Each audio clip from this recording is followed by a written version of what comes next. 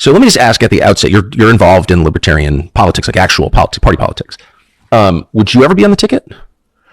So just for people who don't know, it's kind of like inside baseball. But so there was kind of a civil war. It's more inside baseball is too broad. It's more like inside pickleball. Yes, that is actually a really good thing. But in this very irrelevant corner where I have a lot of sway. So there was basically like a kind of civil war within the Libertarian Party over the last few years. And it was about a lot of the stuff that you were talking about at the beginning. Like basically there was like, as you know, because you covered it, there was what was called the Ron Paul Revolution. Yes. And that's what I was. I was one of the young people in that Ron Paul Revolution that totally changed, the way I look at the world. And I became obsessed with all of this stuff. And so there were a bunch of us, and a lot of us had hoped that Rand Paul was kind of going to carry the mantle and continue this Ron Paul energy. And now, I'm not saying anything against Rand Paul. I think he's one of the best senator, probably the best senator. He was great during COVID, grilling Fauci and all of that stuff. But for whatever reason, there's several, it didn't work out that way. And Donald Trump came in and stole the Republican Party, and he won it. But anyway, so when that happened, there were a lot of us who were like kind of disappointed about Rand Paul. And then we had Ron Paul running in the Republican Party, but then a lot of us started looking to the Libertarian Party. Like, they were the third party candidate, and they ran Gary Johnson and Bill Weld. We were very disappointed with that campaign, particularly with Bill Weld, who's just horrible.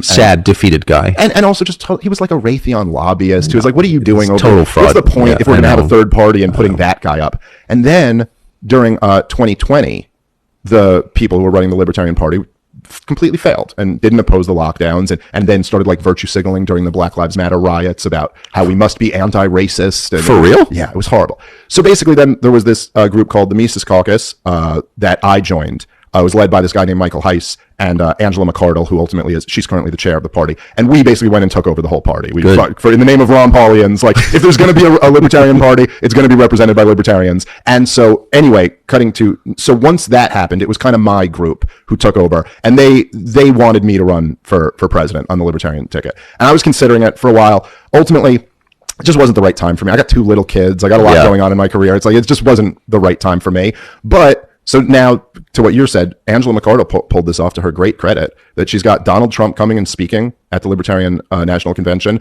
It looks like RFK Jr. When and where is this? This is at the end of the month. It's May 24th through 26th, I believe. In Washington? In Washington, D.C. That was a decision made by the old guard. We would not have had our convention in Washington, D.C. Do you know where it is in D.C.? Yeah, it's at at some hotel. I'd have to look it up. Yeah, it's at some hotel in D.C. But anyway, I mean, RFK just challenged Donald Trump to debate him there, which I don't think is going to happen, but would be very interesting if it did happen. And so it is, at least to me, it kind of represents the Libertarian Party, who is this third party trying to engage in relevance of some sort, and trying to at least look. Obviously, we're not in a position, we're not going to win the White House or even win any Senate seats or anything like that, but I do think the Libertarian Party could effectively be used to put pressure, particularly on the Republicans, to be better and to not run like awful neocons and run better candidates. I certainly prefer the kind of America First strain of Republicans to the neoconservative strain. And I think right now there's kind of been a civil war in the right half of America since Donald Trump came onto the scene. But I don't even know if you'd call it a civil war, because Donald Trump just won so dominantly. It's not like the Republicans were split between Jeb Bush and Donald Trump or something. It was it was 95 to 5%. But particularly, and I know you've talked about this a lot, since the war in Israel, or I should say the war in Gaza, or I don't even know if I should say the attack of Gaza, whatever you call it. I don't know if you can call it a war when one side doesn't have a military, but whatever you call that. Since that, you've seen this kind of divide grow, where I think largely neoconservatism had been rejected by the voters, by Republican voters. But when Israel came up, it's a little bit different.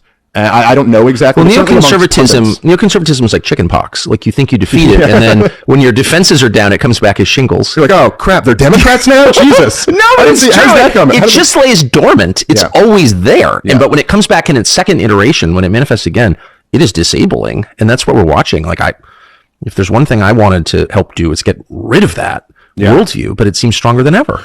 Well, I think you have done a lot. I mean, I really Not do. really. I mean, if you it's like everybody in the Republican Party is completely on board with the idea that non-essential wars make America better or something. That's so nuts. It's what's so wild to me about it is just after the 20 years of terror wars that have just been such a complete disaster, that America would still be entering these conflicts that are very clearly wars of choice. Like there's no, I mean, I know they can make an argument, like they were making the argument that Putin, if he takes Ukraine, is going to take Poland and then is going to take, which is nothing he's ever said. There's not one thing Putin's ever said that you could point to. In fact, when you interviewed him, he explicitly said, if Poland attacks us, that's the only scenario I can see. He's got the largest country in the world. It's the biggest landmass on planet Earth. It's incredibly complex to run. It's 20% Muslim. They have all these sort of semi-autonomous zones throughout the country. He wants more land? I don't think he